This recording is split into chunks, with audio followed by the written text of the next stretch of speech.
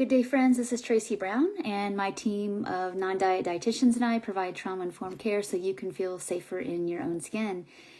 And one of the most gut-wrenching, heartbreaking, situations we work with folks is this idea that we can't manage, delicious food. And I know that that belief sometimes comes from our experiences. And let's just talk about some of those lies and what they really are. And then next video, maybe we can also talk about what are we going to do to get out of that,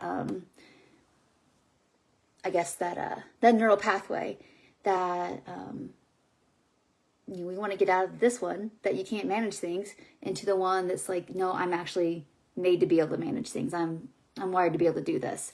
It's just that wiring has never been either fully developed or has been hijacked. So let's talk about the lies first, that you can't manage delicious food.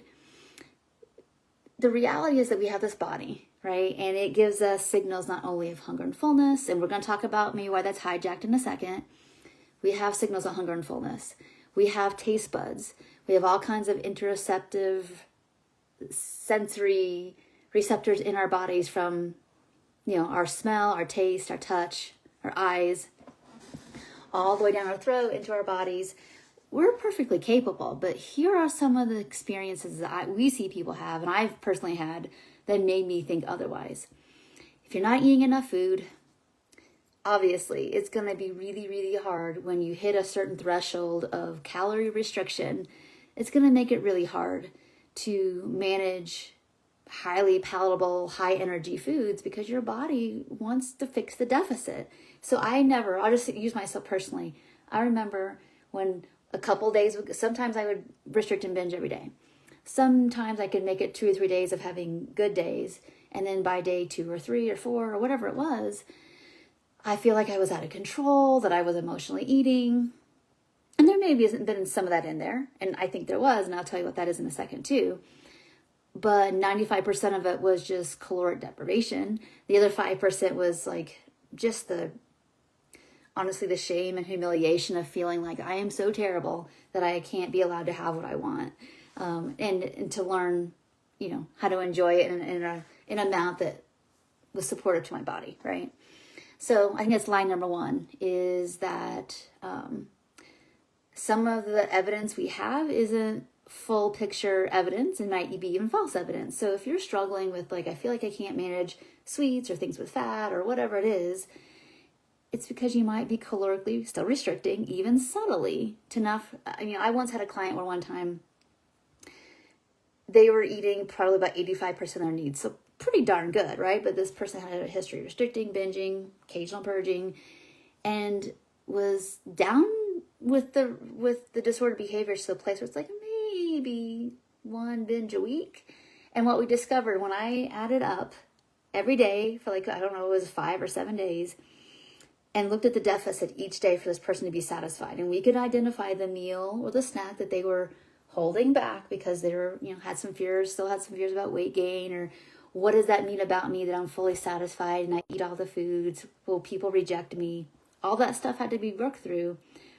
That's what made the binging go away, because once the trust in themselves and the fullness of allowing themselves to take up space and be who they were meant to be, and less fearful about people rejecting them based on what they like to eat or size or whatever, once enough of that had been healed, the person could eat enough food and not binge anymore. That's simply what it was about. So it doesn't have to be a huge deficit every day or multiple days for this to happen. It can be a small amount of food, all right? Number two is that if you're chronically trying to diet to change your body, you'll suppress your body's ability to run at basically optimal functioning, equilibrium, full speed, whatever. And then we get upset because we might not feel hunger and fullness signals very accurately. And so we don't feel hunger and fullness signals very accurately if we're still underfed, if we're very disembodied or dissociated, or not allowing ourselves enough time to slow down and settle to actually feel the truth of our experience. those are some really good reasons. Those are the main reasons, honestly, that we see. If you're a person that maybe has a health concern, and sometimes there's some imbalances, but those imbalances can be worked through with, again, enough food, enough satisfaction with food, even if you're having to do some different meal mixes.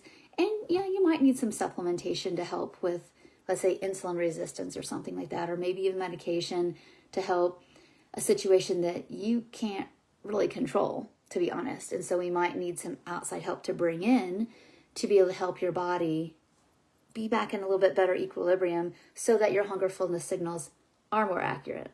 All right. And so I mentioned it briefly, but I'll say it again, is that if you're in dysregulation, if you're in fight, flight, freeze, or please, your digestion really isn't working the way it would if we were more in a relatively safe enough, present, I can orient to the good and to the challenges, and I can use my resources to help me through. It's really hard. If our body senses threat, it will digest in a way that saves the energy essentially for escape or shutting down or whatever it needs to do to survive the circumstance. So a lot of times people's food just gets so much better when they're doing more co-regulatory, being with safe other kind of work as well. So, and if you don't have access to that, you can use nature. You can use something bigger than you. You can, there's a lot of ways to start practicing this, of course. And again, go to our channel if you need to. Some more resources and tools about that. Tracy Brown RD, either here, YouTube, tools on the website, whatever it is where you want to start. All right. So thank you so much for watching. So we talked about a little bit of some of the circumstances, the lies. The reality is that people can learn to manage a big variety of food. But sometimes when we don't see it happen, it's because we're still trying to get there from the current maybe disordered habits and patterns and the mindset, versus we've got to have a new mind space. We'll talk about this in the next video, but we have to have a new mindset of providing and worth and value. There's worth and value in actually feeding yourself well with care and enjoying that. And once we do that, I think we're going to start finding that we manage food actually just fine. Thank you. So thanks so much for watching, and I'll see you in the next videos. Bye for now.